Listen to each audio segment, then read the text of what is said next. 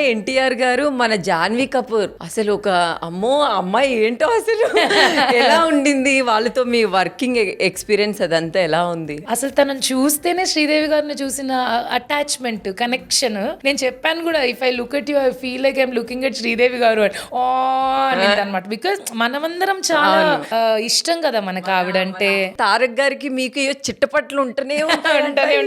మొన్న దేవరాలో కలిసినప్పుడు కూడా శివ కొరటాల గారిని పిలిచి, ఈ అమ్మాయిని ఎందుకు పెట్టుకున్నారు సార్, ఈ అమ్మాయికి యాక్టింగ్ రాదు, ఈ అమ్మాయిని పెట్టుకో. ఓకేలే తారక్ గారు, మీరు బిగ్ బాస్ ది మనసులో పెట్టుకున్నారు. ఆయన ఇప్పటికీ అరవింద సమేతలో కూడా పిల్ల డేంజర్ సార్, ఈ పిల్లని పెట్టుకో, ఎందుకు పెట్టుకున్నారు సార్ ఈ పిల్లని, బాగా చేస్తుంది సార్ అంటే త్రివిక్రమ్ గారు, ఏం చేస్తుంది బాగా అల్లరు సార్ ఈ పిల్ల ఉంటుంది. నేను ఎందుకు చేశాను అది, వాళ్ళు ఎందుకు క్యాప్చర్ చేసి వేసారు, నాకు ఫ్యూజిల్ అవుట్. ఆవిడ అంత ప్రేమగా నీతో మాట్లాడుతుంటే నువ్వు వెవే అంటావంట. అయ్యో, ఇప్పటికి ఎక్కడ కనిపించిన తారక్ గారు మిమ్మల్ని ఎక్కిరిస్తారా? ఇప్పటికీ ఎక్కిరిస్తారు, ఇప్పటికీ ఫన్నే. ఫన్నే. ఆ మూవీలో మీరు మర్చిపోలేంది ఏదైనా ఒక స్వీట్ మెమరీ ఉందా? స్వీట్ మెమరీ ఆ బోట్ లో సీనే. ఆ డైలాగ్ నాకు ఇప్పటికీ చాలా ఇష్టం. మా కోసం ఒక్కసారి. జీవితంలో నచ్చినోడు ఒకడు ఉంటాడు, వచ్చినోడు ఒకడు ఉంటాడు. అందరికి నచ్చిన వాళ్ళు రారే, వచ్చిన వాళ్ళతో సర్దుకుపోయి దీపం ఆరుకొని సంసారం చేసుకుంటే బతుకు చల్లగా ఉంటది. దానికి అర్థమయ్యేదా? జాన్వీకి మీరు చెప్పేది అర్థమయ్యేదా తెలుగులో? డైలాగ్స్ ఎలా ప్రాక్టీస్ చేసి చెప్తుంది అంటే వెరీ మెమరీ, చాలా ఎక్కువ మెమరీ అన్నమాట. అసలు మళ్ళీ చూసుకోవడం, తడబడడం, వెతుక్కోవడం ఏముండదు. ప్రొఫెషనల్ గా తెలుగు వచ్చినట్టే చెప్తుంది. సో నేను అదే అనుకున్నా, శ్రీదేవి గారు అని. ఇప్పటికీ ఎప్పటికీ మా ఫేవరెట్ హరితేజ మూవీ అంటే నాకైతే అనే చెప్తా. అందరికి, చాలా మందికి. ఆ సినిమా మీద సమంతదా నితిన్దా ఎవరిదండి? త్రివిక్రమ్ గారిదండి.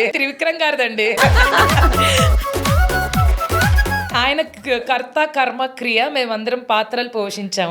ఆ సినిమా అనగానే 3 ఫేసులు బాగా గుర్తొస్తాయి. ఒకటి నితిన్ గారిది, ఒకటి సమంత గారిది, 3 మీదే. ఆఫర్ ఎలా వచ్చింది? త్రివిక్రమ్ గారు ఈ క్యారెక్టర్ కోసం వెతుకుతూ ఏదో జనరల్ గా టీవీ తిప్పుతూ కుకరీ షో దగ్గర పాజ్ చేశారంట. నేను వేసే జోకులు, నేను చేసే ఫన్, ఆ వంటల మీద, వంకాయ మీద, వాటిల మీద అవన్నీ చూసారంట. చూసి ఈ అమ్మాయిని పట్టుకురండి. నాకు ఫోన్ వచ్చి త్రివిక్రమ్ గారి సినిమా అనగానే నాకు ఫస్ట్ ఆఫ్ ఆల్ పాజ్ అయిపోయింది లైఫ్ అంతా. త్రివిక్రమ్ గారి సినిమాలో నన్ను పిలుస్తున్నారా అని. ఆ ఆడిషన్ ఉంది, ఒకసారి రమ్మన్నారు. వెళ్ళాను, ఒకటేసారి ఆడిషన్ చేశాను. అసలు బాగుందో బాగాలేదో కూడా చెప్పలేదు. నచ్చలేదేమోలే, మనకి ఎప్పుడు దరిద్రం బెస్ట్ ఫ్రెండ్ కదా, పక్కనే ఉంటదిగా. పోయింది అనుకున్నా. బికాస్ 1 వీక్ 10 days కాల్ రాలేదు. తర్వాత డైరెక్ట్ గా డేట్లు వచ్చాయి. ఓ 3 నెలలు. నాకు క్యారెక్టర్ తెలీదు, అసలు నేను ఏం చేస్తున్నానో తెలియదు. మీరు అక్కడ వెళ్ళిన తర్వాత ఏంటి అని కూడా అడగలేదు? వెళ్ళిన తర్వాత తెలిసింది, ఇదేదో చాలా పెద్ద మ్యాటరే, నేను అనుకున్నంత చిన్న విషయం కాదు, చాలా పెద్ద క్యారెక్టర్ ఇది అనేది. బికాజ్ నా మీద ఆ బరువు ఆయన పెట్టలేదు.